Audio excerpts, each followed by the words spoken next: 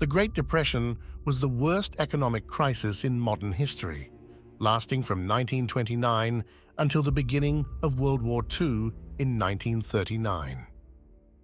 As the majority of the country was dealing with the crippling economic effects of the Great Depression, yet another catastrophe awaited Americans living in the southwestern portion of the Great Plains region, the Dust Bowl.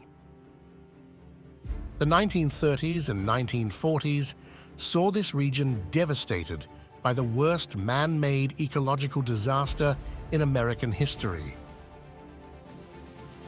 A series of dust storms that ravaged the land due to a combination of drought and soil erosion.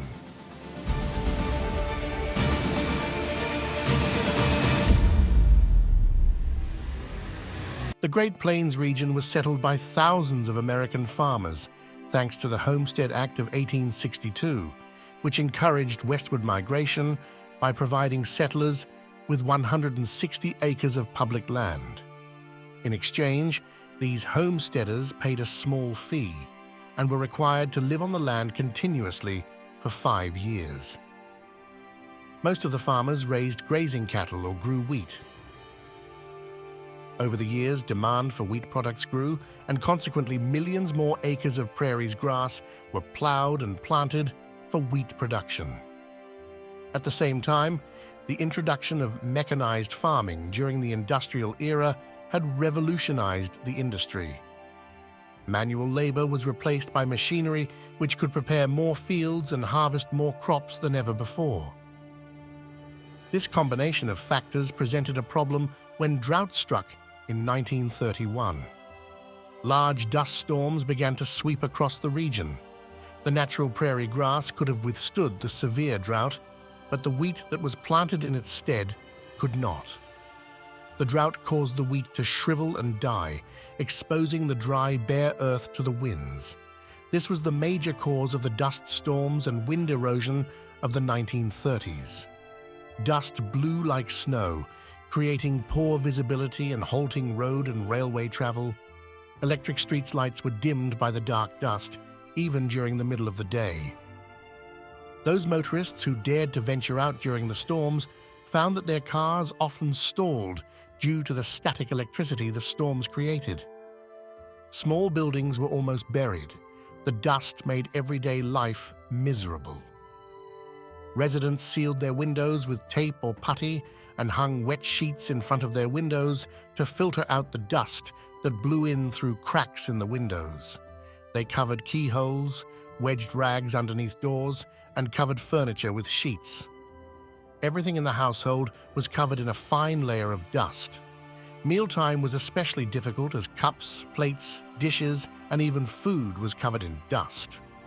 The dust created health problems for many people. Respiratory illnesses were very common. For those living in the Great Plains, life as they had known it had come to a virtual stop. Wind carried the dust hundreds of miles away. By 1937, the dust had reached the Gulf Coast and Middle Atlantic states. The number of dust storms increased from 1934 to 1938.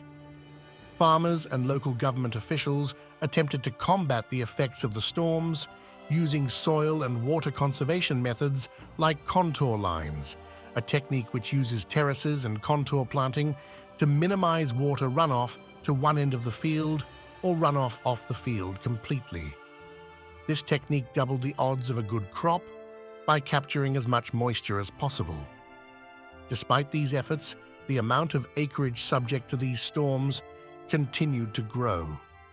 For the vast majority of those living in the Great Plains, farming the land was their life, their source of sustenance, their source of income. Without it, they had nothing. Their options were extremely limited. Many people who were unable to make a living on the ravaged land left for places like California, where they had heard tales of fertile land and plentiful job opportunities in the agricultural industry. Yet many stayed on their land. Some aspects of the New Deal, like the Agricultural Adjustment Act, would work to address drought relief. The farmers who stayed hoped that with each passing season, the rains would arrive and the next year's crop yield would be better. The rains eventually did arrive. From 1938 to 1941, the region received a sufficient amount of rain, providing enough moisture to effectively stimulate growth and recovery.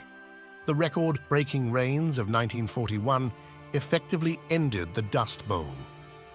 The rains coincided with the beginning of World War II, and once again, agricultural prices began to rise and life began to return to a state of normalcy in the Great Plains.